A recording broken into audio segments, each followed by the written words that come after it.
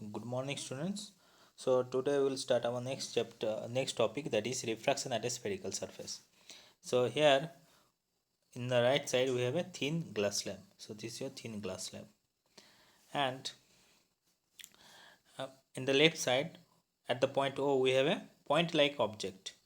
Okay, so here we have an object. So this point is our pole P prime, and this point is our center of the curvature. So this distance from P to C is our radius of curvature. Okay, and this distance from O to P prime, this P prime, O to this distance is our object distance U. Now we have to find out the where our image will form. Now suppose the first ray which is emerging from point O, it is passing like this. Okay, so you can take any incident any incident ray. So you can take the incident ray like this or like this, anything.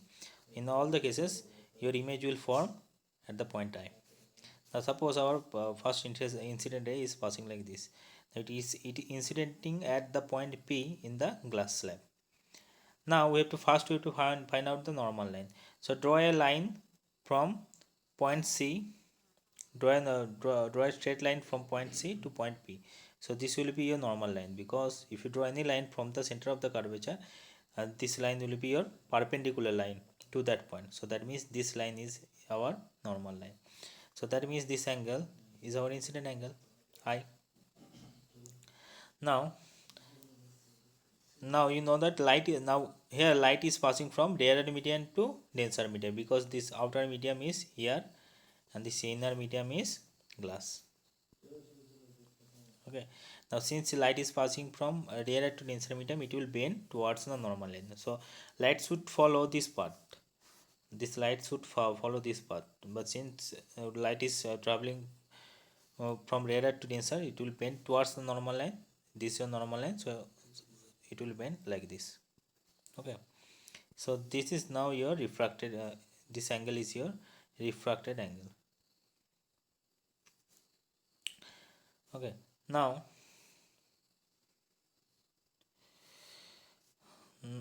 now this distance from here, this point is P prime, this point P prime to I, this distance is our image distance P. Okay, now we'll do one approximation. First we have to draw a perpendicular from P to the to your principal axis, because this is a perpendicular line. Now we will say that this distance from P prime to Q, this distance is so small in reality, so that we can neglect this line. We can neglect this distance. So now we will say that this distance QC is now our radius of curvature R.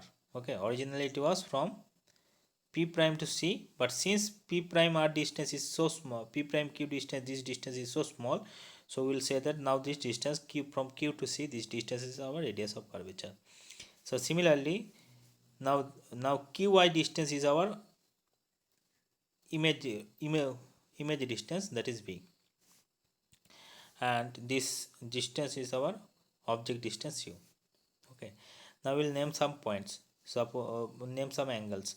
This suppose this angle is alpha, this angle is beta, and this angle is gamma. Okay, now from the triangle OPC, so this triangle OPC, okay, this triangle OPC. Now here in this triangle, I is your exterior angle, and alpha and beta, the alpha and beta are your interior angles, and you know that sum of the two interior angles are equals to exterior angle. So that means here you can write that I is equals to alpha plus beta, because I is your exterior angle and alpha and beta is your interior angles. So our first equation is I is equals to alpha plus beta. So this is our first equation. Now second equation we'll get from the triangle PCI. So this is P, this is C, this is I. Okay, from this triangle. Now here beta is your exterior angle, and R and gamma they are your interior angles. So beta is your exterior angle. So from here you can write that beta is equals to r plus gamma. So this is your equation number 2, correct? Or this beta is equals to r plus gamma. So if you take r is, or you can, from this equation you can write that r is equals to beta minus gamma. So this is your equation number 2, not this one. This is your equation number 2. Now at the point P, so we have written that I is equals to alpha plus beta, and beta is, and r is equals to beta minus gamma. Now from the triangle at the point P, we'll apply the Snell's law. So what is Snell's law? Snell's law is sin I by sin r is equals to n2 by n1. Okay, sin I by sin r is equals to n2. N2 is the refractive index of second medium divided by refractive index of glass here, and n1 is the refractive index of here. So if you multiply, this equation will become n1 sin I is equals to n2 sin r. Okay. Now you know that if I and r, these two angles are very small. So if I is very small, angle I is very small, incident angle is very small, then in place of sin I you can write only I. So in place of sin I we are writing only r. So ni is equals to, now similarly if refracted angle is also very small, then in place of r you can write, in place of sin r you can write only r. So n1I is equals to into r. Okay. Now we'll put the value of I and r. So what was the value of I and r? Value of I was I is equals to alpha plus beta, and b is equals to r plus gamma. So in place of I and r you can write alpha plus n1 into alpha plus beta is equals to n2 into beta minus gamma. Now if you multiply, the equation will become n1 alpha plus n1 beta is equals to n2 alpha, n2 beta minus n2 gamma. Okay. So don't confuse with this one, because here I have written this is not n, actually this is eta. So you can write n also. So if you take this term in the left side, it will become plus n2 gamma. If you take this term n1 alpha beta into in the right side, it will become minus n1 beta. So then you can take on beta. So equation will be n2 minus n1 into beta. Okay.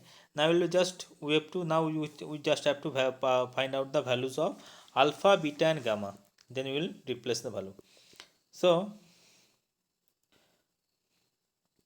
from the triangle POQ. So now from the triangle POQ, this triangle.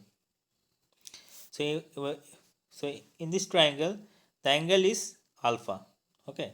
So from this triangle, you can write that tan alpha is equals to, what is the value of tan? Tan is equals to perpendicular by base. So PQ is your perpendicular and OR is your base.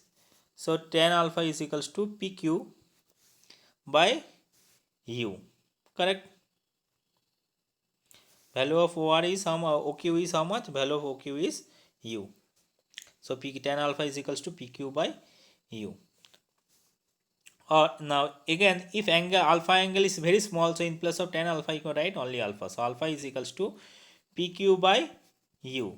Now we'll put the sign convention again. So you know that anything which is left to your pole is taken as negative.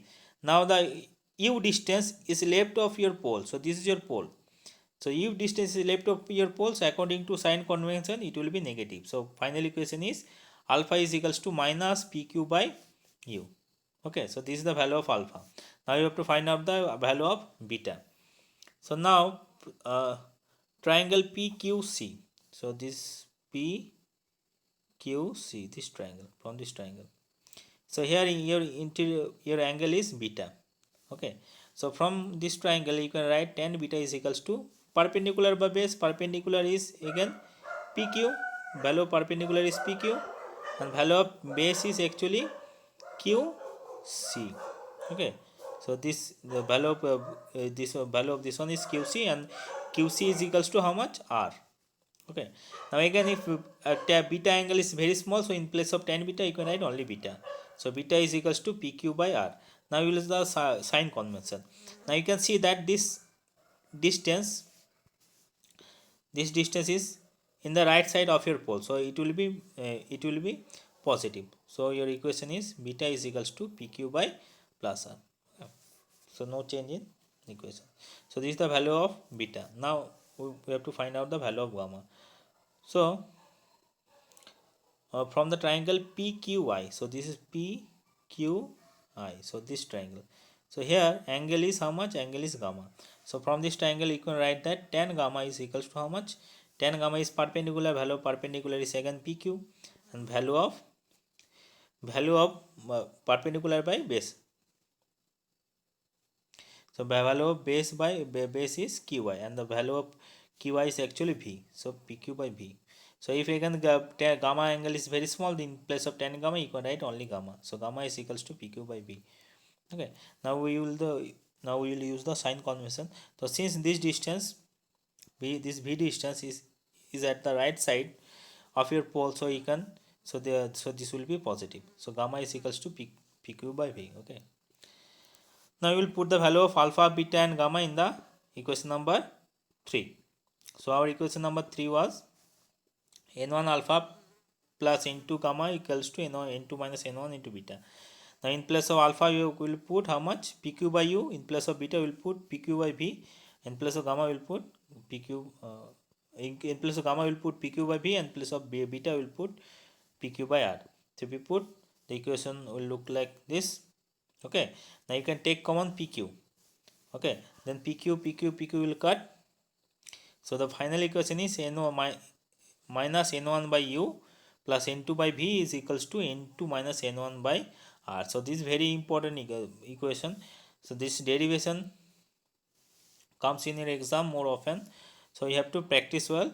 But so one more thing is that when the object is dense medium, so here light ray was traveling from rarer medium to denser medium. Now if light ray travels from denser medium to rarer medium, then the equation will be n2 minus n2 by U plus n1 by V is equals to n1 minus n2 by R. So one only change in sign convention, change in sign. If you have to multiply the equation with negative sign. So this derivation will not come in your exam, so you just have to remember it. Okay.